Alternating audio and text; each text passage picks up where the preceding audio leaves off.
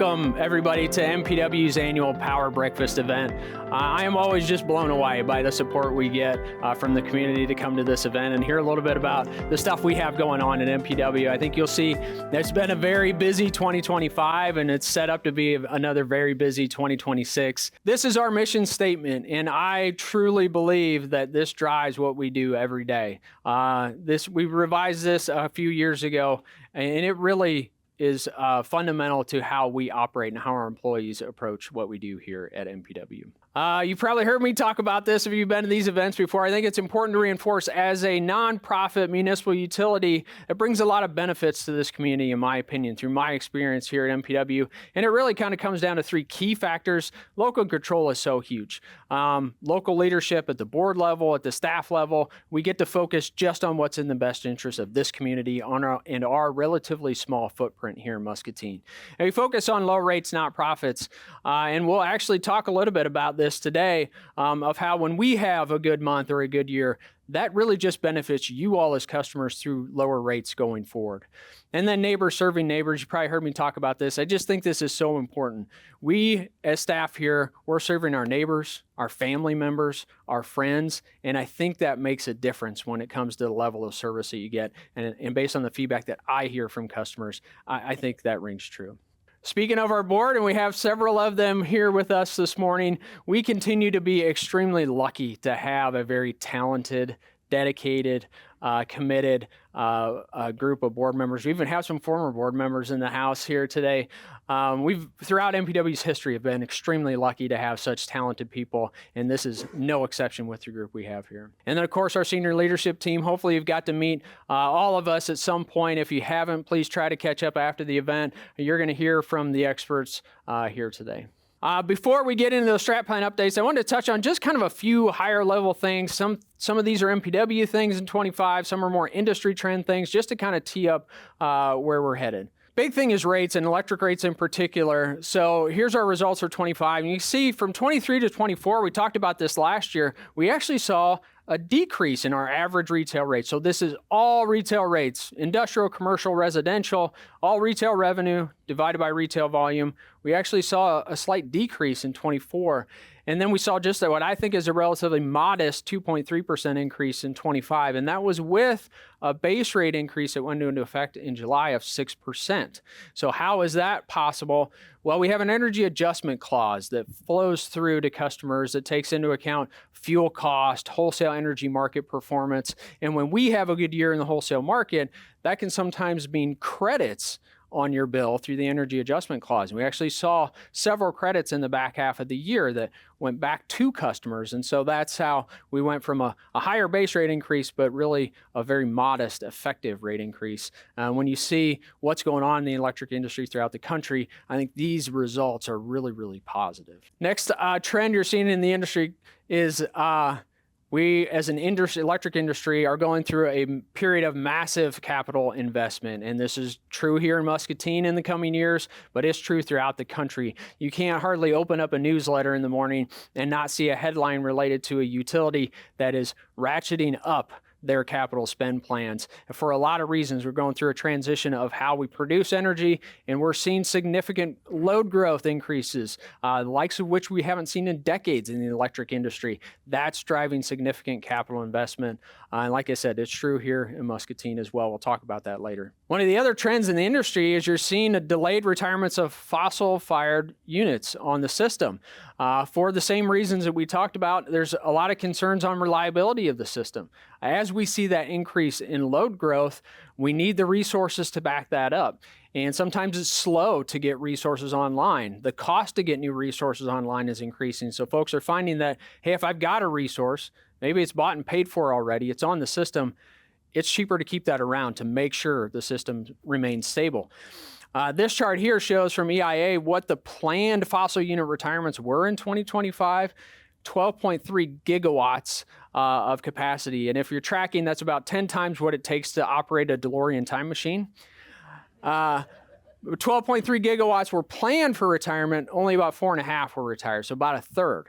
And so a lot of utilities, there are a lot of reasons for every one of those individual decisions, but the trend is consistent. Utilities are concerned about reliability and cost to replace those units, and so a lot of them are sticking around. Big story. The first part of 2025 was MISO's capacity auction. They run an auction every year that secures capacity on the system for the coming planning year.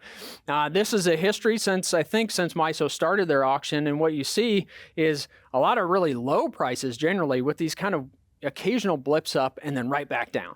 And these prices, unfortunately, are not high enough to sustain the operation of fixed costs associated with a power plant. And so when you see these kind of volatile prices, and you might get a good price one year, but then right back down, it's made it really hard for utilities to make plans to invest in capacity, because they're not consistently getting enough revenue out of the market to support that operation. The auction price did bump back up again this year. It actually cleared somewhere up here, and MISO had found out they made a mistake and had to correct it. So this is a corrected level. But they also made a fundamental change in how they clear that auction going forward. And so the hope from MISO, and I think a lot of utilities, is that we'll hopefully see more stable prices coming out of the auction the year ahead. I'm sure it's going to move up and down, but hopefully we'll see a little bit of stability and higher prices to actually cover those fixed costs. Because MPW has excess generation capacity, you've probably heard us talk about that. High capacity prices for us is good for our customers. So because the auction cleared higher, we got more revenue out of the auction than what we had to pay in to serve our load. And for this year, between the auction and a couple of bilateral deals that we did, we're seeing a net capacity revenue of $4.3 million. So again, that comes back and benefits all of our customers in the long run. Reliability still remains, a top priority across every facet of what we do here. We track a lot of different reliability metrics throughout the year and report out to our board. Here's just a couple on the electric and internet side. We benchmark ourselves against public power utilities who generally have very high reliability. And you can see 2024, we continue to have really, really strong results. Average system availability index, common metric, and we were above that top quartile benchmark throughout all of 2025. On the internet side, ever since we went to the fiber system, we've seen really strong reliability on internet as well. We had a couple of one-off events in 24 that dipped that down below our target, but in 2025, we had another really good year with internet reliability exceeding our target there. With that, hopefully provide just a little bit of background of some of the bigger things going on. And now you get to hear from the actual experts. We'll turn it over to the directors that will walk through some of our updates on our strategic initiatives in 2025. Good morning. I'm Brandy Olson. I'm the Director of Legal, Regulatory, and People Services, and I'll start off talking about our greatest asset, and that's our employees. Over the last year, we saw continued positive trends in our student contacts because of the investment in time and effort we've been making to reach out to kids and teens. We had positive feedback ongoing from our improvements in our onboarding process, and then strong utilization of our mentoring program, which is just a couple years old. As we continue to try to get in front of kids and teens, we're trying to share what we do at MPW, expose them to the jobs we have, how they're good paying jobs, these are career building jobs, and let them and help them see a future for themselves here in Muscatine and know what we do and where they might fit in the future. We're in area classrooms all across Muscatine and some of the surrounding communities. We'll bring STEM activities to your classroom, Summer Spark, mock interviews, career exploration, JA, electrical safety demonstrations, and a lot of other activities. We're willing to bring our subject matter experts into classrooms. So if you have a kiddo in a classroom and you'd like to see some MPW material and you're in the classroom, reach out. We'd be happy to make those connections. Now, last year, over half our workforce invested in themselves. They participated in some kind of developmental activity that was beyond what was needed for their job. They committed to their growth, whether that was volunteering, being a mentor, taking a course that grew their skills. They were all willing, the over half of our employees were willing to make that effort. And our employees get a lot of training. We're in a very highly regulated industry with a lot of high-risk work. So everybody gets trained annually in the basics of safety and cybersecurity.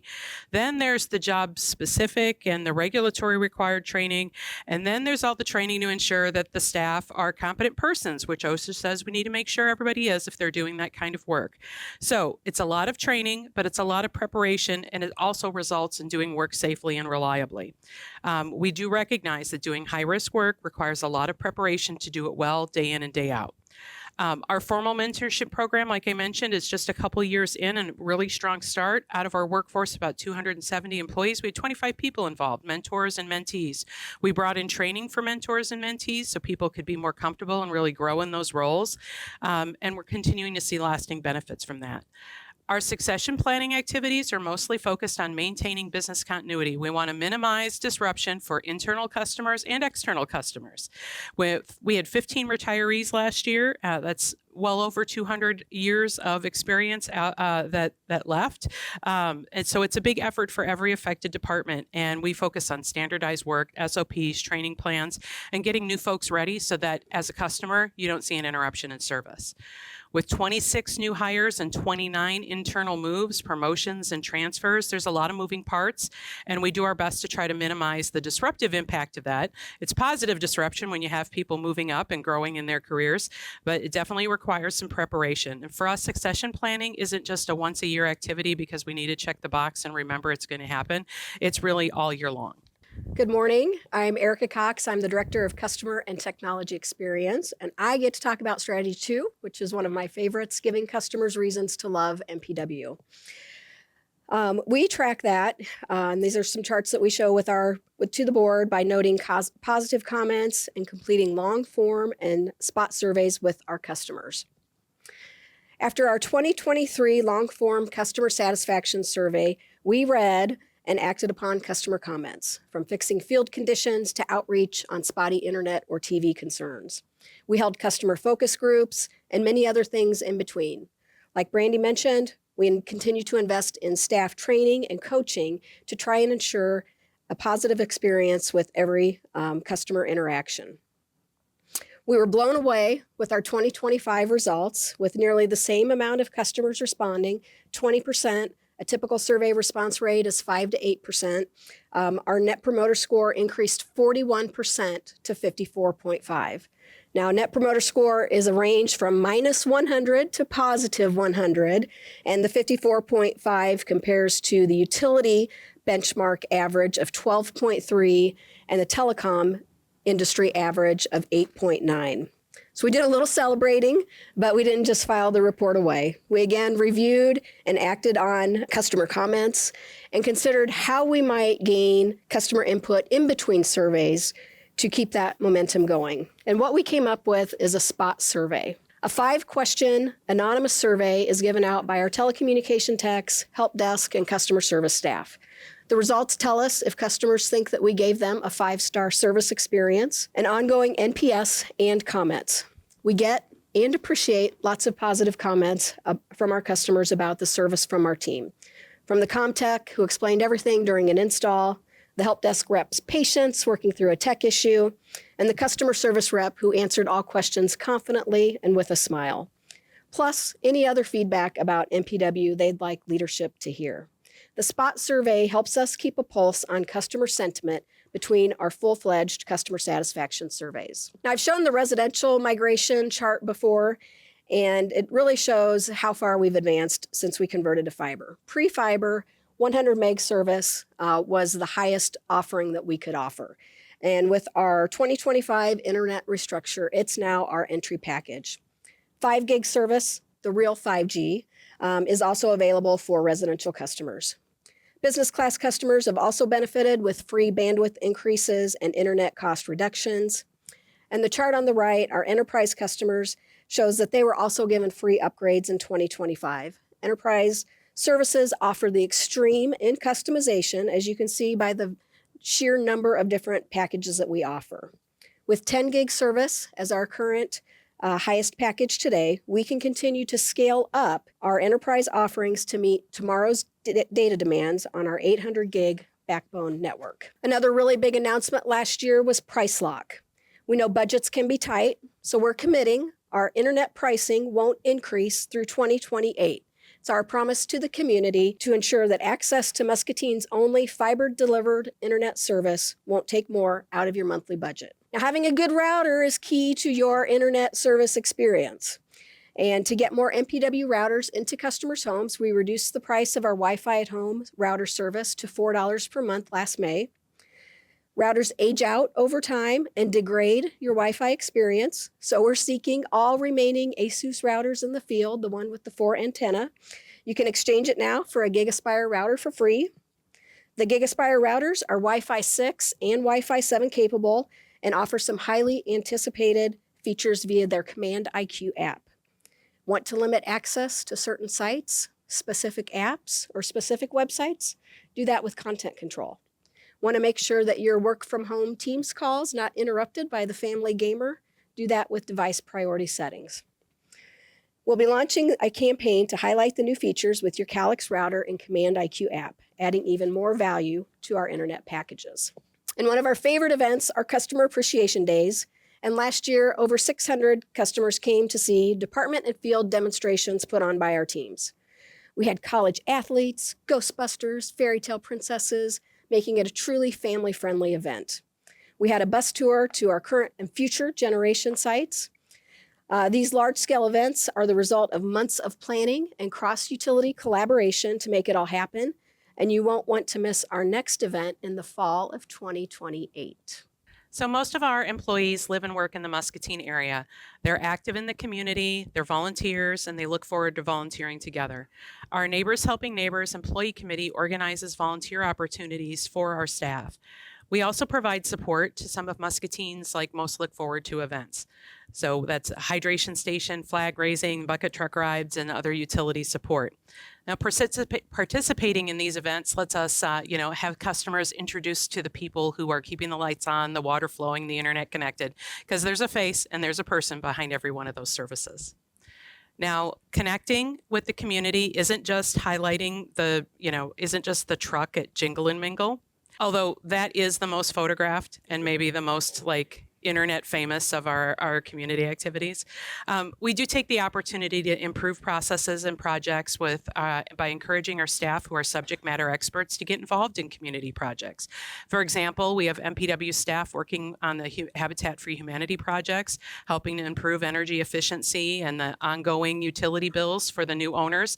For instance, they suggested, going with a heat pump instead of an electric furnace because of the long-term impact it would have on that new homeowner. Likewise, we have our cybersecurity team out doing community education. They've made numerous presentations to groups of seniors to educate them about internet security so they can be safer online. We know they're a target, and it's often an area of vulnerability for our seniors. And so it's important that they know how to avoid phishing and spamming and what that all means. And MPW installed the Ragbri bicycle sculptures at Duncan Park, so that's down on Hauser and Hershey, just down the street. These pieces were crafted by our generation maintenance department and back in 2023 to welcome the Ragbri riders. And now they get to invite and greet all of our local riders along the bike path too. I'm Ryan Streck, Director of Utility Service Delivery, and I want to share a couple of GIS projects. The first is the Community Engagement Story Map, and this was a collaborative project between the mayor and our GIS group, and it's an interactive story map hosted on the chamber website.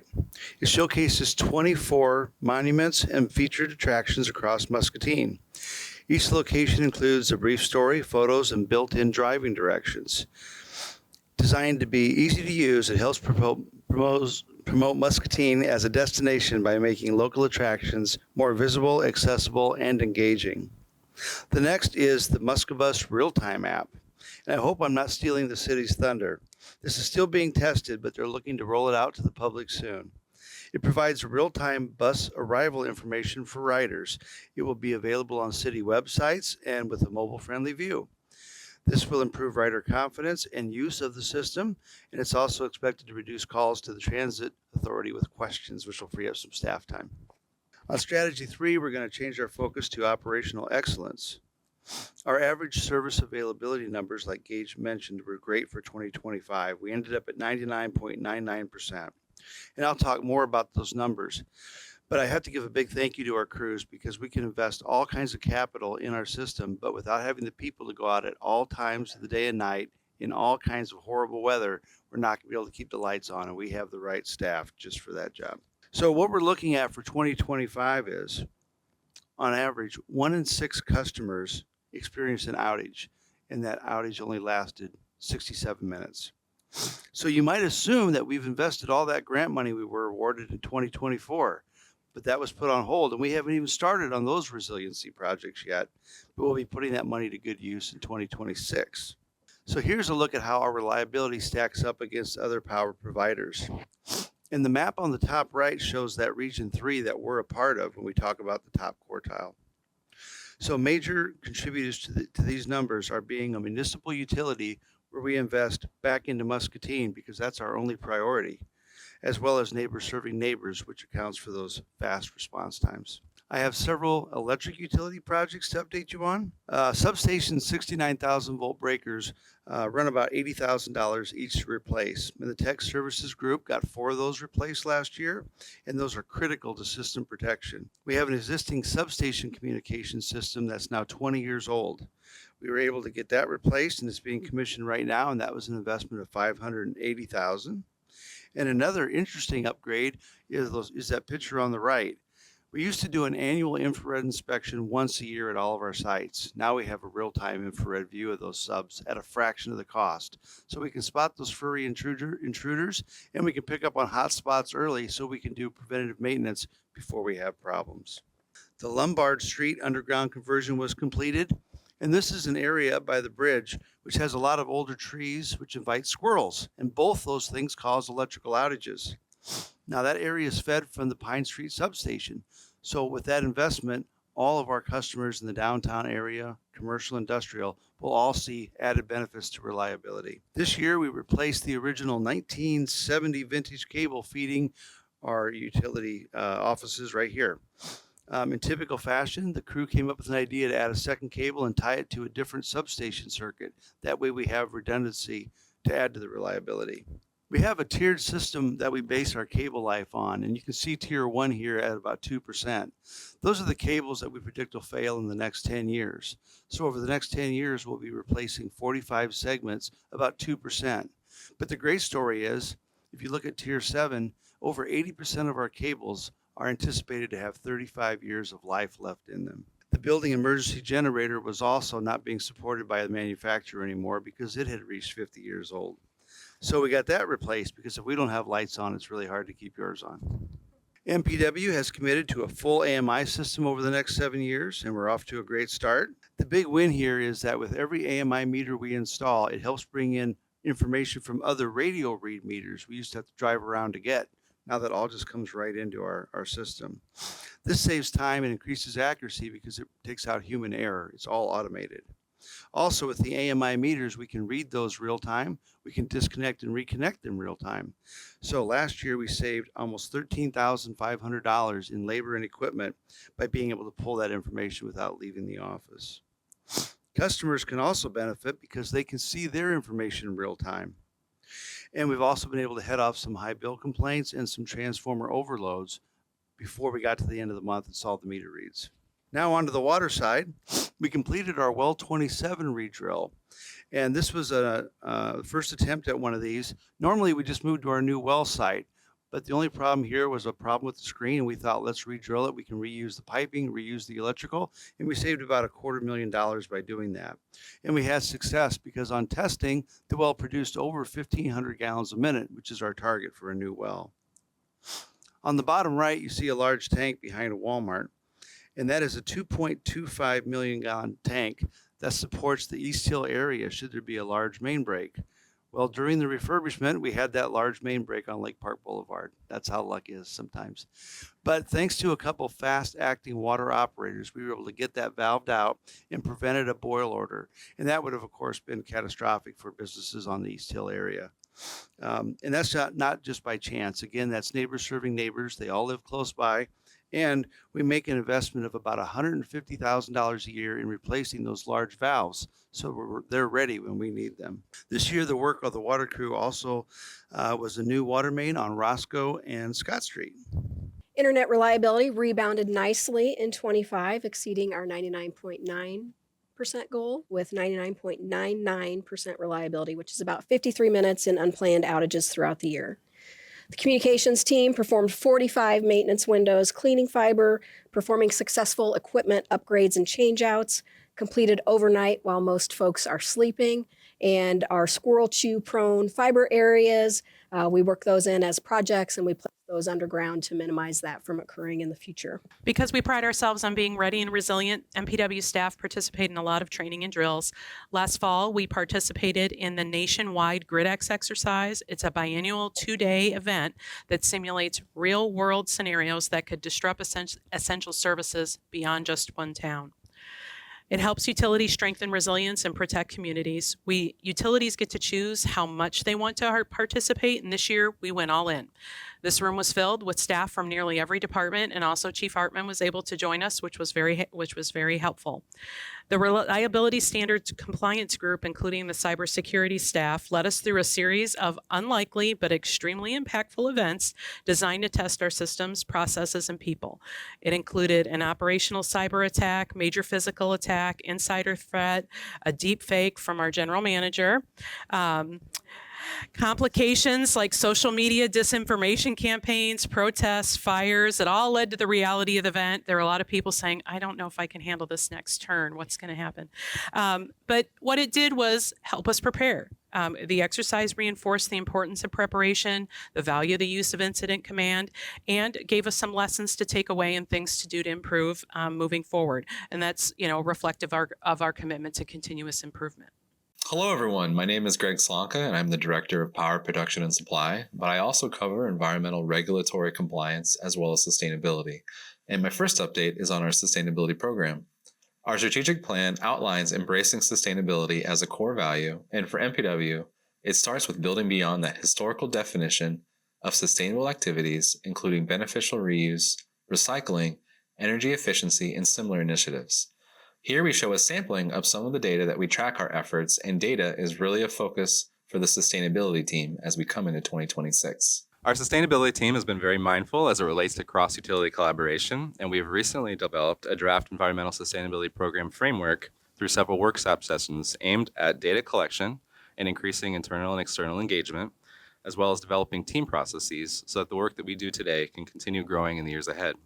Once again, data is a big focus for our sustainability team this year as we continue our history of sustainable initiatives. Hi, I'm Mark Roberts, Director of Finance and Administrative Services. So many of you have gone through processes before to put new IT systems in. We're in the midst of that. So Microsoft is going to end Dynamics GP support. That's the backbone of our financial system right now. So we're in the process of making decisions on which software to use. We've made those decisions for, we're going to another Microsoft product, Dynamics 365 BC, Business Central, and we're going to iSolved. That will be our payroll system and HRIS system. That work will continue through 27 is our plan. The next step is to start with the iSolved implementation. And we'll also be working on we have used Champs for our work management system, inventory and purchasing. So we're in the process of changing it as well as we go to more web-based or cloud-based systems. A lot of it's on-prem now. We'll be going to cloud-based systems. Our GIS group has been very busy this year. And thanks to the new GIS tool shown, they can now use push notifications for outages with the water crew. And so far, it's just been electric and comm using this. What's great about this is the old way was taking the time to knock on doors and hang notes. Now they can just get right to work. And if you're signed up through SmartHub or we have an email address, you'll get a notification of an outage. GIS dashboard was also designed, making tracking of the AMI installations possible. And when you consider the radio read water meters, it's over 20,000 meters. So you have to have some way to manage that system. And that's what GIS does. We'll also be tracking work associated with the lead service line project. It's the perfect place where you can attach and track all documentation, pictures, and progress with the project. And outage management support has been great as the team designed custom workarounds to work with our new billing system, or our new outage system, which is part of the billing system. And they also further refined applications so that the crews can stay in touch while they're out working on those and report back to us electronically rather than having the phone calls stack up. At MPW, we believe that every accident is avoidable. That's why we train safe start principles with all of our employees, even our summer interns. We want them to know what's expected, and that's part of our culture.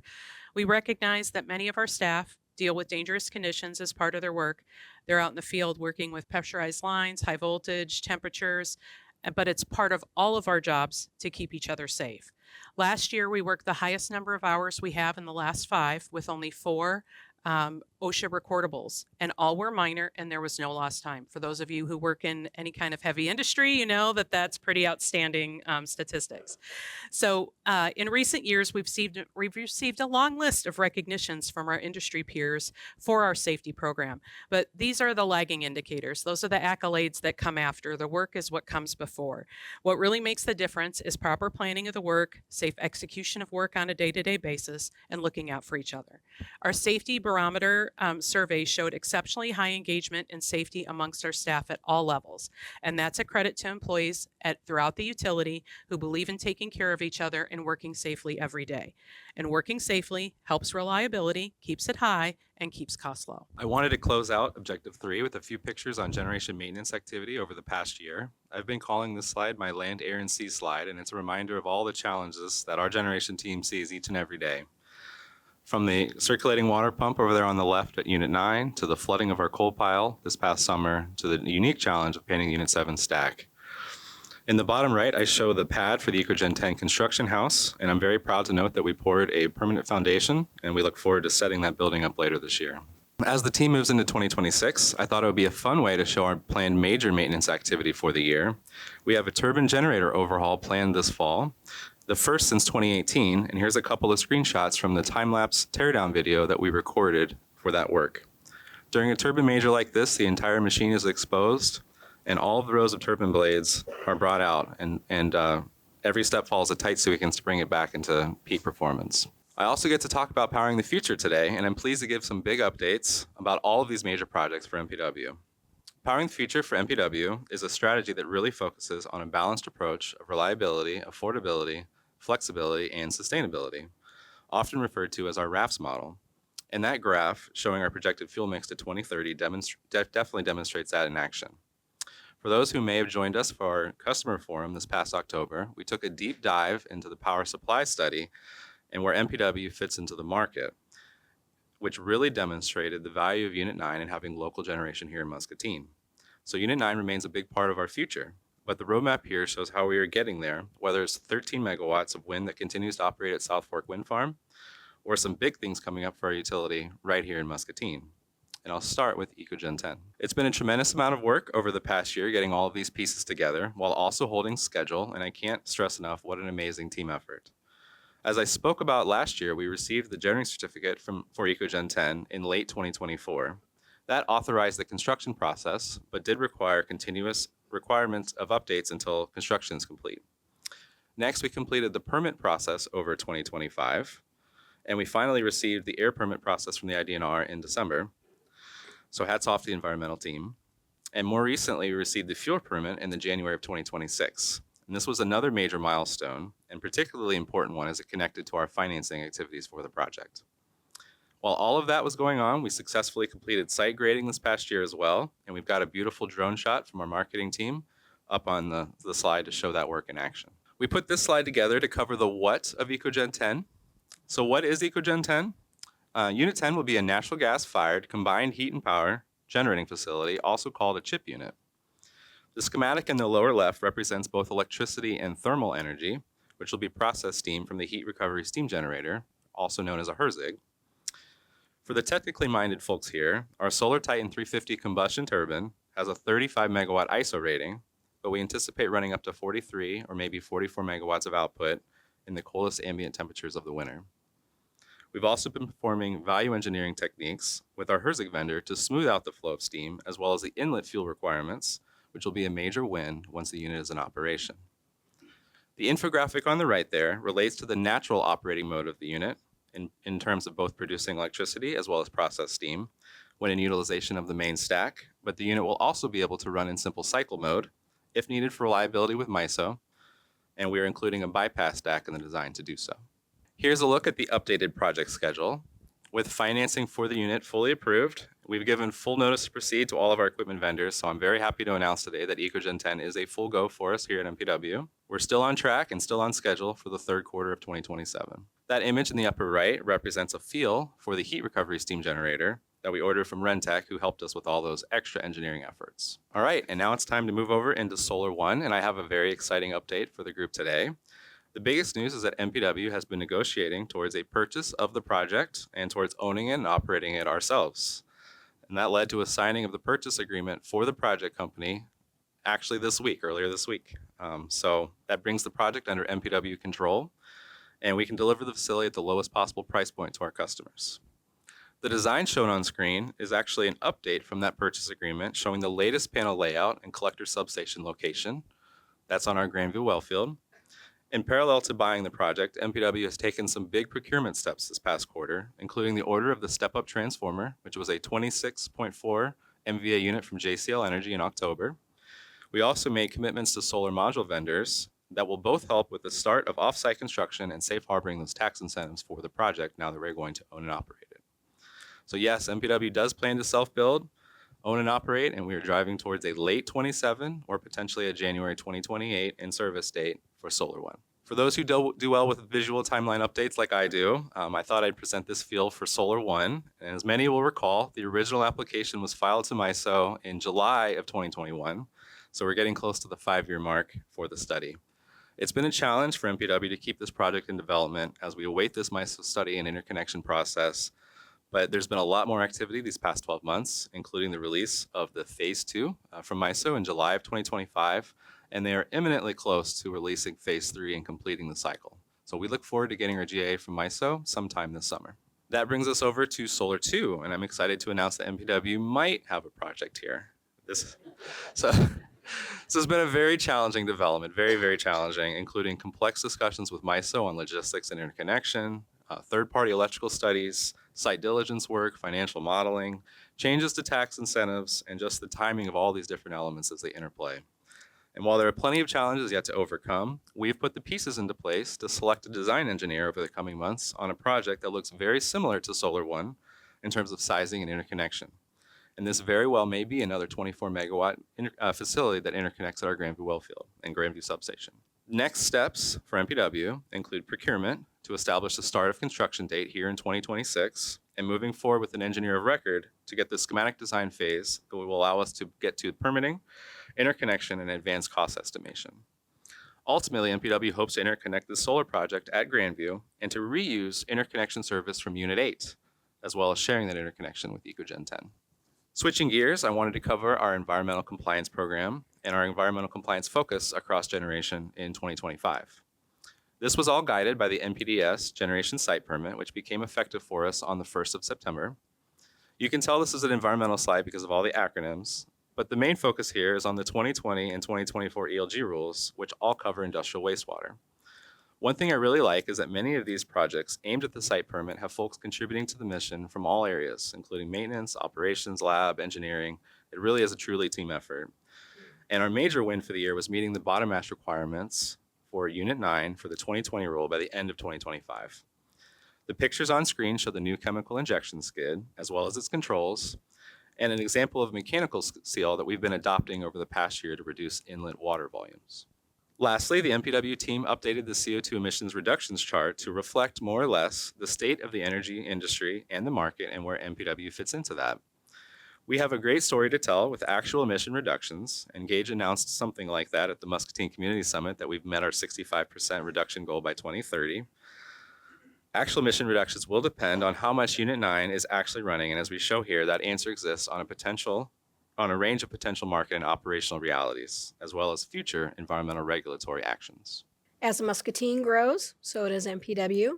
Our team has submitted numerous grant and rebate applications to extend services, improve reliability, evolve our fleet with new technologies. On this map, you can see the communications service area in green before our recent expansion projects. We completed NOFA 6 in orange, which is Highway 22 East. We completed that in 24, and NOFA 7 in 25, which is shown in blue. Late August, the state offered another granting opportunity for broadband expansion. MPW submitted 4 projects to expand our existing service area a bit further into Muscatine County. Those are Highway 61 North, starting at New Era Road East to Sweetland, and then north to M&W Trailer Court, Hilltop Subdivision, Burlington Road, and County Road X61 to Kilpack Landing to our south. This round of funding has more administrative and strict purchasing requirements than our previous NOFA projects, so we're completing a very thorough review of those rules. Assuming everything moves forward, we hope to start these projects later this year. These will be the last large expansions MPW will pursue, rounding out our service area nicely and giving us an additional 368 homes passed. We launched hosted phone in 2024 and transitioned 18 businesses in 25 to the hosted solution with MPW's trusted local service and support. This solution reduces capital spend and ongoing maintenance needs while giving customers advanced phone features. MPW had its own legacy on-prem phone system that we transitioned to the hosted service in 25.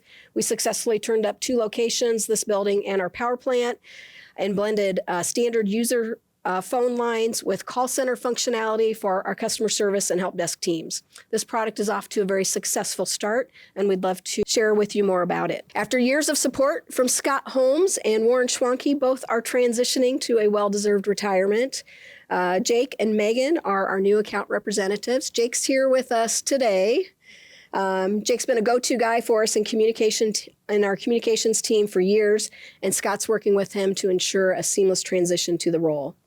Megan is an account executive with our ad sales partner, ICANN Advertising, and has been busy calling on current and prospective clients. Last year, I teed up the concept of MPW offering cellular service. It will be a really nice bundle for our customers, pairing fiber home internet with a nationwide cell service. That investigation continued throughout the year. We've been very deliberate in our evaluation, focusing not only on choosing the right network, but as importantly, the right partner for a small operator like MPW with high service and customer support expectations. A recommendation to our board will be coming by summer. We finally received our GEMS units. These trucks have job site energy management systems where batteries take over the hydraulic and climate control systems instead of the truck's gas and diesel engine having to idle all day while the crews do their work. The battery provides quiet operation, which the crews appreciate, while also saving on fuel and engine wear and tear. We had a 3-year lead time to get these, so it's great to see them finally in the fleet. And with those, we now have 6 EVs or hybrid vehicles. Most of these vehicles, due to our small territory, only drive about 50 miles a day, so they're fully charged and ready to go just using a 120-volt outlet. Our Muscatine Power and Water supports housing development by working with developers to get utilities planned for the site and ready to deliver our services. Supporting Muscatine's housing needs are an important part of the community's overall economic health. I want to highlight a few projects. First, the lumber lofts. These are 64 units with a commercial space available on the first floor right by the bridge, so there's a great river view. And since I took this picture about 3 weeks ago, I think all 3 floors are framed up. Clara Beck is a new subdivision right across from the high school that has 4 condos already under construction with 30 residences planned. And MCSA is building an apartment complex with 21 units, and that's just northeast of Hy-Vee Main Street.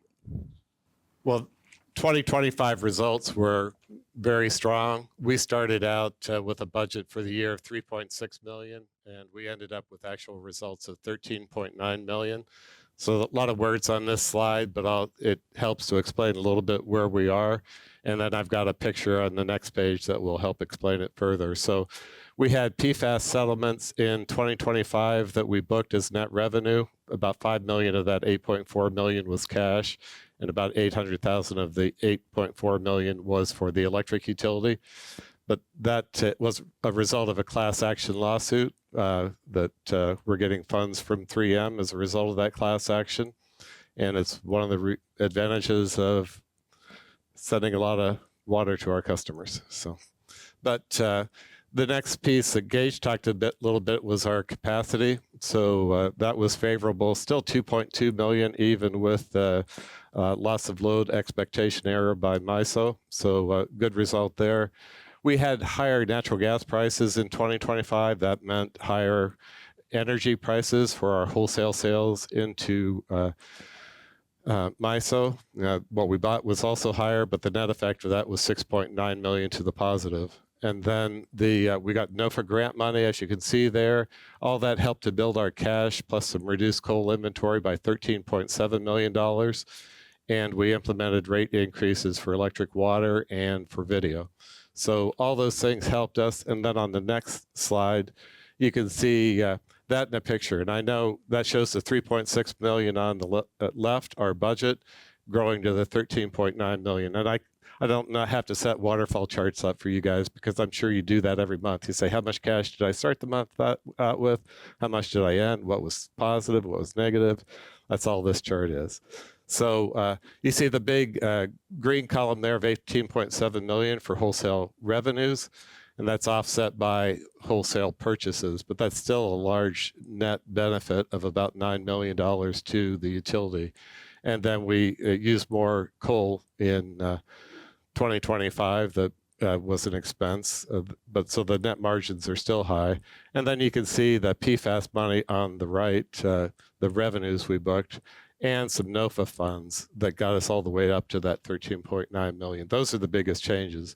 We even had a $3.4 million higher expense for decommissioning reserve that we're looking out into the future. We don't know when this future is, but at some point in the future, we'll retire our coal-fired unit. So we're trying to build that reserve because the decommissioning is very expensive. So water rates, we still compare very favorably. Going from the top, our industrial rates are extremely low. MPW's commercial rates are 2.21 per CCF, that's 748 gallons. And then for residential, we're close to Iowa City, but much better than Iowa American in Davenport. On the electric side, again, we compare favorably for industrial, commercial, and residential. So you can see there that the rates as they compare to Iowa and USA. One notable aspect is that for the USA, those rates across the USA are continuing to increase, and we're staying pretty solid with our rates. So compared to the rest of the U.S., we're looking very good. Gage talked about EAC and how that benefited us so that rates only increased in total, both the base rates and the EAC by 2.3% in 2025. So here you can see what the EAC was until we changed it July 1st of 2025. We had a large base rate increase of 6%. That was offset by rebasing the EAC. And the net effect of that we anticipated would be about 3%. It's actually been better than that because we didn't anticipate that we'd have strong MISO energy prices in 2025. So what you're seeing here is a lot of negative EACs. And from the very strong results that we had in January, that Gage will talk about later, we have a negative or credit EAC in March of 0.7 cents. That's a big number. And that will carry forward for the next 5 months after March. So we built this base in there of about 0.7 cents. We'll have variation from that, but we'll have low EACs probably through the summer. We do have a 5.1% increase that's already approved by our Board of Trustees for this year on July 1st. So this shows a little different aspect of what Gage was talking about for capacity prices. That's a line on there. You can see the volatility in it. This also shows the energy prices. 2022, there's very high natural gas prices that year. So that was a strong year for both capacity prices and energy prices. Not as strong in 2025, but still strong. And capital expenditures compared to history, pretty solid. You can see in some of the 2019, 2020, you're still doing fiber to the home work. And then comm slowed down. Water's been pretty consistent. And then electric, we had anticipated a lot more spend for the EcoGen 10 project in 2025, so we're below that this year. For water and communications debt, as we look forward to do the financing for the electric side, we had both water and communications pay off interutility debt at the end of 2025 to help bolster the electric balance sheet. So communications will be debt-free in September of next year, and water is continuing to pay down on its long-term debt. So starting off talking about what's coming up for this year, legal, HR, safety, and reliability compliance groups support major initiatives throughout the utility. So it's going to be a busy year, especially with all the generation projects and the other major initiatives happening. They all have staffing, safety, and compliance needs. With Strategy 1, we'll continue to have to engage with students at all levels. We want to have, and we'd love to have apprenticeships, more apprenticeships with youth here at MPW. Co-ops, we haven't had many of those in recent years, and we look to bring those people in. We want young people to come see what our tech careers, our craft and trade opportunities are here, because they're the future of the utility, and these are great jobs, and we look forward to having more young people exposed to them. As mentioned, we have a new HRIS system on the way, so next quarter we'll be pretty busy with that. Last year, we received a Preparedness, Innovation, and Energy Education grant from the Iowa Economic Development Authority, and this has helped to offset half the cost of a new electrical safety demo trailer. So this is a 32-foot high voltage rig that will be operated by MPW staff. The picture shows an example of what one of these state-of-the-art rigs look like. Ours is arriving any day now. It was almost 2 months, almost 3-month lead time. They're constructed as ordered, so we had to wait a few weeks to get the proper generator on the unit so it could be driven up to be delivered. Staff will be training on it and look forward to seeing it like as the weather warms up and we have community activities. But this will be a big improvement in our electrical demonstrations and education for the community about electrical safety. It's much more impressive than our small setup, which still does great in the classroom, but this is a real wow factor. So we look forward to putting it to good use. Has been working on a new capital project dashboard. This will allow users to sort by year and utility here at MPW, but also sewer and transportation projects by the city and work by the county. This will help align work between the groups, and we're planning a public-facing launch hopefully this summer. It will be the place to find out what projects are happening in your area. Also, the dashboard will give you a look at the budget, the timelines, the scope, and the responsible party, so you'll have contact information if you have more questions about how you'll be impacted by those projects. On the electric side, the Grandview substation rebuild is our largest project for 2026. The design is complete, and we plan to start construction in Q2 and be wrapped up by the end of the year. And that's really important because that's where we're going to interconnect our solar projects. In April of 2024, we were awarded that $2 million in grants by the Iowa Grid Resiliency Fund. Now, there were some delays, but the funding is now released and we have the green light to finally start that work this year. I'm just going to walk you through a couple of those projects. We have $425,000 used to push more infrastructure underground, and that's going to be in the 4th Street Park area, another area with old trees and a lot of squirrels. And we have $840,000 for that system-wide reclosing project I talk about a lot. And again, what's great about this is instead of a fault happening and the whole circuit tripping, if it's after that recloser, we're only going to lose half of that circuit. That also helps us narrow down where the problem is, because if it trips, it's after. If it doesn't trip, it's before, which all leads to a faster response in getting those lights back on. And we also received $60,000 towards those AMI meters, which helps reduce the amount of capital we have to use. Another big project I show here is the Carver Corner Roundabout. This is scheduled to start in the summer, and it will require us moving several poles and pushing a lot of the utilities underground.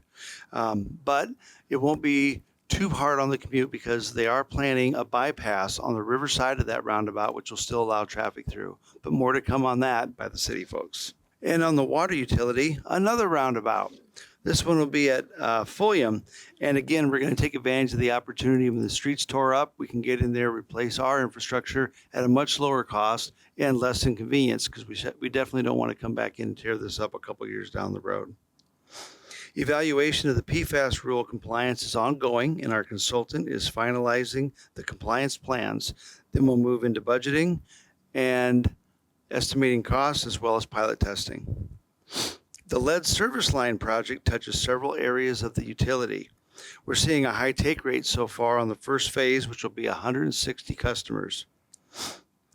This should start work late in the summer, and federal and state funding is providing a 49% loan forgiveness on this work. We're hoping to replace all of the remaining lead and galvanized lines in the city over the next 4 to 5 years, assuming the funding continues to come to us. Customers are responsible for just $1,000 of that work, and due to the low interest loan, or actually 0% interest loan we have, they can add that to their bill over the next 20 years at just $4.17 a month, which is a great way to put a new water service into your home. If you've had any experience, they're very expensive. Highlighting just a few initiatives this year with customer and technology experience. We'll be enabling those GigaSpire router management features to our Wi-Fi at home customers. Again, those put the control in the palm of your hands and are great value-added features. We'll be launching our new website in second quarter, and a nice feature for customers will be the ability to view the website in Spanish and French as needed. Hopefully, we'll be launching mobile service. Feedback from surveys indicated strong consideration to a service like this from MPW. Hopefully, again, we'll be proceeding with our NOFA 9 projects. And Jarvis is our environment that houses our corporate and communications virtual servers and data storage. New equipment will be turned up and the servers and data moved to that new environment with hopefully no internal or external customer interruptions. And work will continue on multiple phases of our cybersecurity strategic plan, including inventory analysis, process reviews, and adding new tools to constantly monitor our environment to protect it from malicious activities. Well, in addition to powering the future, many of our 2026 initiatives for generation are also for powering the present. For Unit 7, we have an outage set in May to focus on gas-only operations work and test the unit on natural gas prior to offering the unit that way as early as next year. Unit 8, which isn't shown, the focus is on keeping that available and economical towards its planned retirement date in the fall of 2027. And for Unit 9, we've got a big year planned. We've also got indefinite coal operation on the schedule, and MPW plans to invest thoughtfully into its reliability and performance management in the years ahead. The big project I mentioned is the turbine generator overhaul this fall, but we're also endeavoring some performance management projects across our boiler, project engineering work on the traveling screens towards 316B compliance, and investments in new piping in our FGD and in our structural elements of our building. For EcoGen 10, we have groundbreaking planned in 2026, and the next scope of work is substructures and the construction of our fuel pipeline, so stay tuned for some big marketing alerts as we approach that next step. And finally, for environmental, the focus will largely be on ELG. Our front-end engineering study is currently ongoing and will lead into the design development study for moving towards a value-engineered and flexible compliance solution for Unit 9. With efforts aimed at further reducing that inlet water volume and the EPA drive towards zero liquid discharge. For the landfill site, we have an array of proactive activities planned to prepare for an MPDS permit renewal period at that site, and we anticipate getting started on a rain cover this summer, which is also aimed at reducing water volumes, so a driving initiative across our teams. We completed our financing to last week. We did the closing for it last week for $100 million for the electric utility to pay for all the things that Greg is planning to do. Very pleased with the results. True interest cost was about 4.6% for the tax exempt portion of it, which is about 90% of the total issuance. And it was amusing to me because I looked at the folder I had for that. It said 24-25 debt issuance, and it got done in 26. Things change. But we also have a second financing plan for the electric utility. The amount of that financing is contingent on what we do with Muscatine Solar 2. If we go forward with Muscatine Solar 2, it will be about $80 million. So another big financing on the horizon as early as this year, but more likely into next year. For Project Phoenix, we've talked about that pretty much, but one of the interesting things we're doing iSolve this year, but almost in parallel, we'll be doing work to convert CHAMPS from on-premises system to a cloud-based system. So a lot of work going on this year as we prepare to do the BC conversion still this year. So it will be a very busy year for new IS systems. The electric debt, just give you a picture of it, and I won't talk long about this, but it's we did get an A1 rating from Moody's. We were pleased with that. We purchased insurance for that. In essence, we're paying down the interest rate by buying insurance, so that resulted in a AA rating from S&P, and it's the first debt for the electric utility since 2011. So we've been debt-free for a long time. So it's a different environment for the electric utility. And then for water and communications, we'll get we still have funds that are scheduled, and that's through 2033 for the PFAS settlement, and that declines over time as far as the amount, but we still have 3.2 million coming in. 4% rate increase planned for July 1st, and then lower after that, I believe. And Ryan talked a little bit about the lead service line replacements, but the portion of that will be socialized to all customers and increase if we do all the lead service lines up to maybe $1 per customer per month. The communications, we'll work on reimbursements this year for NOFA 7 and also get started on NOFA 9. And we anticipate rate increases for video, not internet, sort of 6 to 7% range in our 10-year projection. Whew, how's everybody doing? It's a lot. A little stretch. We're nearing in on the end here, so hopefully the caffeine's holding on. A few additional thoughts as we look into 2026, and one of them has already actually happened, was Winter Storm Fern. You probably heard about this. Now, obviously, it didn't hit us too bad here in Iowa and in Muscatine, but frigid Arctic cold temperatures hit a lot of the U.S., mostly in the south and eastern part of the U.S. Temperatures there not typically used to seeing. And so it wreaked a lot of havoc on the system. It drove natural gas prices up significantly. And when gas prices go up, MISO electricity prices go up. And so we saw sustained high prices for a several day period during that event. We were able to get all 3 of our coal-fired units at our plant here in Muscatine online, supporting Muscatine, supporting the MISO system, and then bringing in some really good gross margins back into us financially, which will benefit our customers in the long run. So this is just a trend of that day ahead in real-time pricing in MISO in January. You could see it actually started out pretty mild. We were seeing prices in the market that were very stable and actually even lower maybe than average. So a little bit of a blip with some cold weather, and then here's where the storm hit. And you could see going from $30 pricing to sometimes almost $2,000, several $100s throughout the event. You see just how volatile and how high those market prices were during that period. And actually, if you go on into February, we actually saw those prices extend for several days into February as well. So I like to talk a little bit about what was happening, on the system to support it during that time. And what we've seen, especially the last couple of Arctic winter weather events, is you're seeing low output from the renewable sources. So we're getting a lot of additional renewables on the system, which is a good thing for the industry. We're adding more renewables on our system. That's a positive trend. But what happens in these particular types of events is they don't produce a lot to support the system, because what happens is these winter events, you've got cloudy, overcast days, so you're not getting a lot of solar output. And even though wind generally is higher in the winter, during these Arctic events, it tends to be calm. And so you have cloudy and calm weather. And so what you can see is the wind and solar output, this was just a snapshot, but we saw this pretty consistently through the storm, were a really small percentage. And so I talked about the delay in retirements of fossil units across the system. This is a reason why. Look at what picked it up. You see a lot of coal, predominantly natural gas, and then nuclear facilities made up roughly 90% of the actual energy output during the majority of that storm. So that is why we continue to take a very balanced, diversified approach to our power supply in the years ahead, and I think you're going to see more and more of that across the country.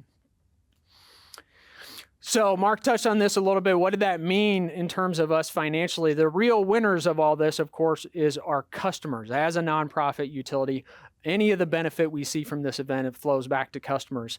If you look at just net income, so this is kind of all bottom line, here's what we saw in January of 25. We had budgeted a stronger January in 26, but obviously we exceeded that significantly based predominantly on the results from Winter Storm. So we'll see real strong net income in January, but it will actually start to see that net income trickle down because we're going to give those credits back to customers through that energy adjustment clause. And that spread out over 6 months to kind of smooth out the impact of any one event. So over the next 6 months, this benefit is going to get shared with customers through retail rates. So that's actually going to draw down our net income because our retail revenue will probably be below budget because we're issuing those credits on customers' bills. A lot of customers that went through this event, other utilities, are seeing the opposite effect. If they were more dependent on that natural gas and those real-time prices, they're seeing numbers down here. And instead of talking about credits on energy adjustment clauses, they're talking about significant increases. And had our units not been able to run, we would have been telling a very different story through this event. So very, very lucky and very pleased with the performance of the team. Mark talked about capital investment. I talked earlier about the trend across the industry and how we're no different. You can see the last several years, even some of these numbers for MPW are pretty significant amounts of capital investment in any given year, but we're really starting to see that ramp up in the years ahead, which is driving the debt issuances that Mark talked about, and it's really funding the new chapter of MPW's power supply in the years ahead. We talk a lot about natural gas prices because it drives so much of what goes on in the wholesale market. So even though even today we don't burn gas to produce electricity, we will in the future to a certain degree, but it drives the wholesale market, so it's really important. This is EIA's forecast from January. They had expected, obviously we saw a step up in 25. They expected 26 on average to be similar to 25. Obviously we started the year a little bit higher. So I think if, the next report from EIA, we'll see that tick up. And they were already forecasting a pretty decent step up in 2027. So these are things that we have to keep an eye on as we look at that diverse portfolio. How is this going to impact us, and how do we hedge around these forecasted prices?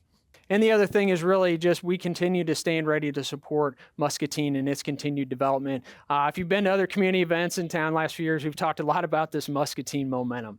We really have a lot of positive momentum in this community right now. We're seeing reinvestment in this community. These are just a few of the projects, all the way from residential development to industrial development, commercial development, amenities for the community, a lot of positive things happening in Muscatine, and we view ourselves as a key partner in making these things happen. When a company's looking at investing in a community, utilities is a part of that conversation every time.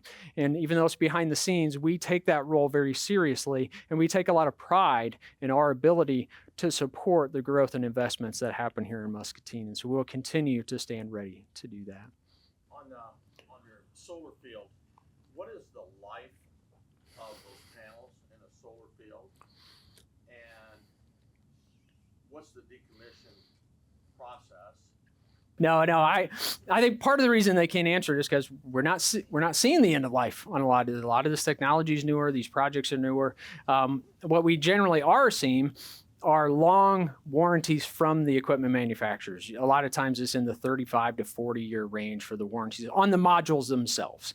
And so they at least believe that those panels will largely last in that 35 to 40 year range. Now that doesn't necessarily mean they're truly end of life. You have to rip them out at that time either. They'll continue to produce. Solar sees degradation of output on an annual basis. So after 40 years, you'll get less out of that plant than you did before. But that might be a time where maybe you reinvest, maybe you replace the modules, you keep the project in service, or maybe you've gone on to something else and you can decommission that site. So that's what I was wondering, if you just go in and change the paneling out, but 40 years from now there'll be such different technology. Yeah, exactly. Even just in the last 10 years, seen significant improvements in module efficiency. So even for the same size panel, you're getting more output.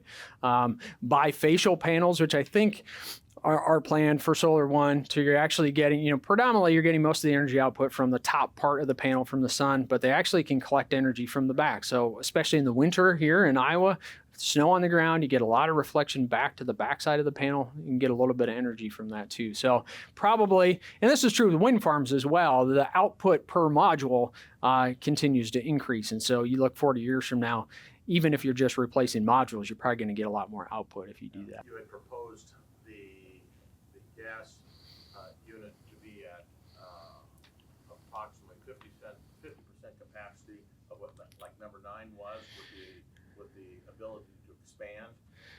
And I didn't catch it on the presentation on the size and relativity to unit 9. Yeah, good question. Over the years, we have been studying this potential for a combined heat and power unit, and we have evaluated different sizes. At one time, we were looking at something more in the 100 to 120 megawatt maybe size. Right now, what their current design is in that 35 megawatt on average. So Unit 9's output is about 165 megawatts, say roughly. So 35 megawatts, so much smaller. And not necessarily plan to expand that particular operation. This unit will be base loaded. It will run producing electricity and process steam, basically all year long is the intention.